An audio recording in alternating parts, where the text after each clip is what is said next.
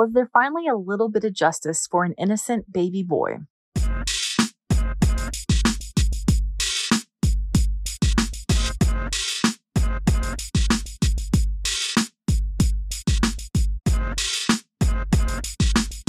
Today, I'm talking about the murder of 2-month-old Adikus Axel Ward.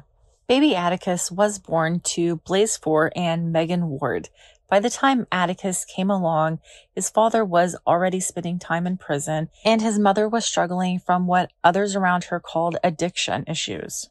Baby Adikus was the second child born to Megan Ward, and there were plenty of things said about Megan as a parent after the death of Adikus. Several people that knew Megan commented that they had watched her older child, that she would do things like drop the baby off without formula or diapers and then not come pick them back up for a day or two, making herself completely unavailable to her children as a mother.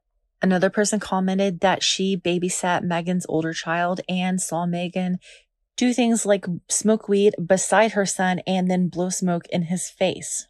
But back to Adikus, on December 25th, 2021, Johnson County 911 received a call about an unresponsive 2-month-old. On December 25th, Megan Ward, her boyfriend Knighton Collier, and her 2 children were temporarily staying in another person's home with that other person. So there were at least 5, maybe 6 or even more people living in this home on December 25th. When first responders arrived at 382 West Line Street in Hartman, Arkansas, they were told by both Megan and Knighton that they found Adikus unresponsive, laying in the floor with his bassinet overturned on top of him. When first responders found the baby was deceased, so they couldn't do anything to save Adikus. He was sent to the state crime lab for an autopsy. You know, anyone who has ever had a baby knows that most 2-month-olds don't even turn over. So I'm sure there were a lot of questions like, how did he get in the floor? How did his bassinet get turned over? And how did a 2-month-old end up deceased? You know, certainly from the scene, they could assume that it wasn't just natural causes. It wasn't a SIDS death or anything like that. So they had to get to the bottom of it. Now, the medical examiner contacted the Johnson County Sheriff's Office when the autopsy was complete to let them know that this was indeed a murder. The baby had suffered blunt force trauma to the head. He had broken ribs, and he had ribs that had been broken that were in different stages of healing. And all of that points to a baby that was being abused, not just one incident of abuse, but several incidents of abuse. Have you ever heard of the book, The Body Keeps the Score? Okay, this is an instance where the body of young Adikus really kept the score of what happened to him in his short life, and it showed authorities that this was no accident. On December 28th, 2021, so 3 days after baby Adikus died, police traveled back to Line Street to talk to Megan and Knighton again. They separated them and they talked to both of them about what happened on the night that Adikus died. Both of them told police that they were the only ones that cared for Adikus on the night that he was murdered. In confirming to police that Adikus was only in their care that night, they really limited the pool of suspects to the 2 of them. It was either going to be Megan or it was going to be Knighton. So the question became, was baby Adikus being abused by his mother, or was baby Adikus a victim of his mother's boyfriend? Of course, there is a third option that baby Adikus could have been a victim of both Knighton and Megan. Both Megan Ward and Knighton Collier agreed to come by the Johnson County Sheriff's Office to take polygraphs. But surprise, surprise, neither one of them showed up. Now, I do want to say it's your right to refuse to take a polygraph. I just don't understand why people say that they'll take them and then they don't show up. You could just say that you're not going to take it to begin with, and it's a non-issue. I would not take a polygraph, even if I was innocent, just because they don't really give accurate results and it's not admissible in court, even if you do pass it. Adikus Ward died on December 25th, 2021. His funeral wasn't until January 11th, 2022. And in that period of time, Megan Ward stayed busy. She repeatedly went on social media saying that she was innocent, that the police know where she is, and that if they are interested in her, they would come and get her. Plenty of times she was quoted as saying that the police told her that baby Adikus died from SIDS and it was not a homicide. Also, people that knew Megan and were local to her were quoted online as saying that Megan Ward did things like go to the Cowboy in Fort Smith, Arkansas shortly after Atticus's murder, and she went to the casino in Oklahoma the night Adikus was murdered. If all of those things were true, it really is giving like Casey Anthony, right? A mother whose child was murdered and they were out living their best life after the death of their child. Now, I don't mean to judge because people deal with death in all different ways, but I just don't know that I would go to the casino in Oklahoma in the same 24-hour period that my baby was murdered. Well, remember I said that Megan had said that the police knew where she was, and if they were going to arrest her, they would have done that. Well, in fact, the police did know where Megan was, and on the day of her baby's funeral, after his funeral, she was arrested along with Knighton Collier. They were both arrested on January 11th, 2022. The police said that the two of them were picked up on misdemeanor warrants that they each had. Being arrested on unrelated warrants gave police an opportunity to talk to Megan and Knighton separately again. And that's exactly what police did. When police interviewed Knighton Collier for the second time, Knighton said that Megan Ward got up with baby Adikus between 3 and 4 a.m. on December 25th. According to Knighton Collier, in his version of events, he and Megan had spent the night arguing. The baby Adikus woke up and would not go back to sleep for Megan. So Megan fixed baby Adikus a bottle and then got extremely frustrated when Adikus refused to take the bottle. According to Knighton, Megan was holding baby Adikus. She was cussing at him. She was holding him tight to her. Knighton said he could hear muffled screams coming from Adikus, and then he says Megan Ward threw baby Adikus on his head. Knighton told police that he heard a loud thud and that the baby stopped crying and did not cry anymore after that point.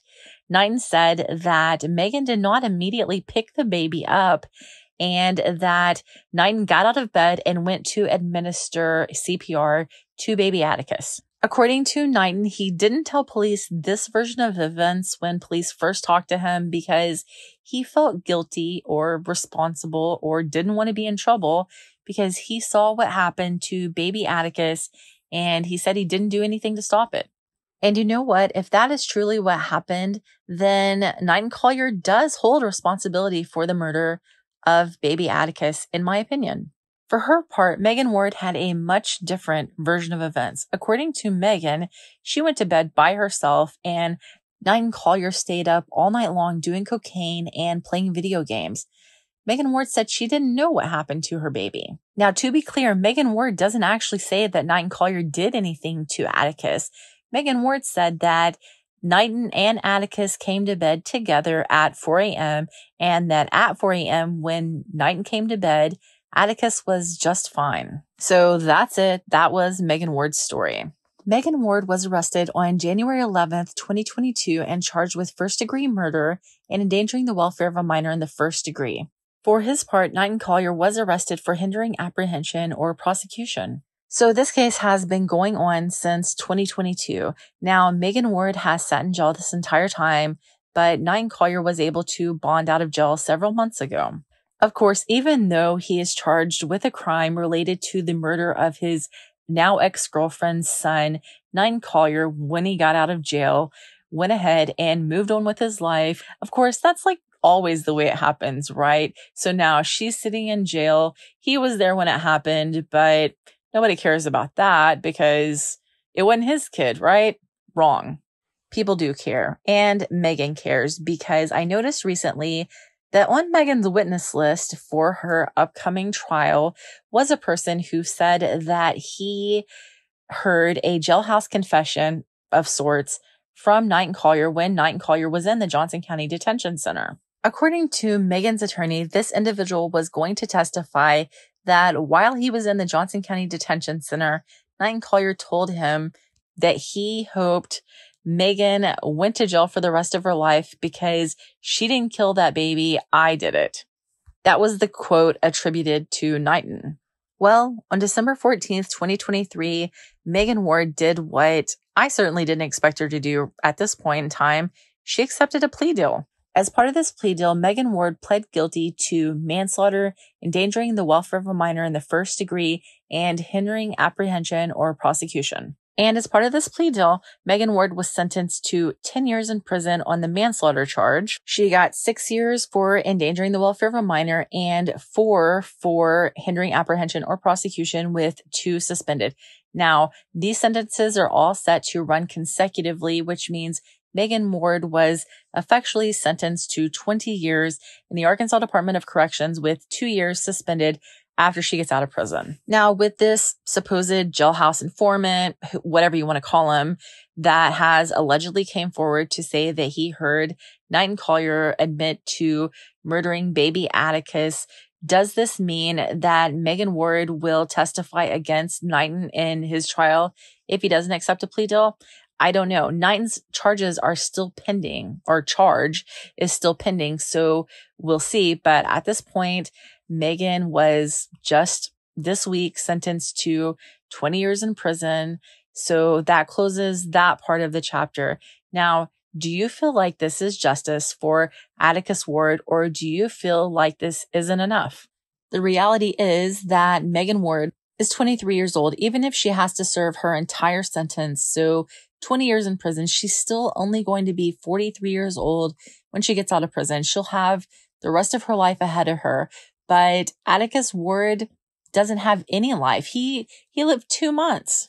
I also want to add that after the murder of Adikus Ward, so many people came forward about the life that Megan Ward was living and the lack of care that she was giving to her 2 children. Some of the people around Megan said that she would bring her kids over and drop them off. She wouldn't leave any diapers. She wouldn't make herself available. She wouldn't come back and pick them up like she was supposed to. She would stay gone way longer, sometimes even for the entire day. Essentially, according to these people, they noticed lots of red flags, but part of the problem was that Megan Ward surrounded herself with people that were pretty young, just like her, and they didn't really know what to do about the situation, I guess you could say. After the murder of Adikus Ward, so many people came forward and said, we saw Megan do this, we saw Megan do that. But you know what? Not a single one of them called DHS. Not a single one of them tried to help those boys. And that's unfortunate because Adikus lost his life. But maybe this should be a reminder that it takes a community to raise children, and sometimes it takes a community to save them.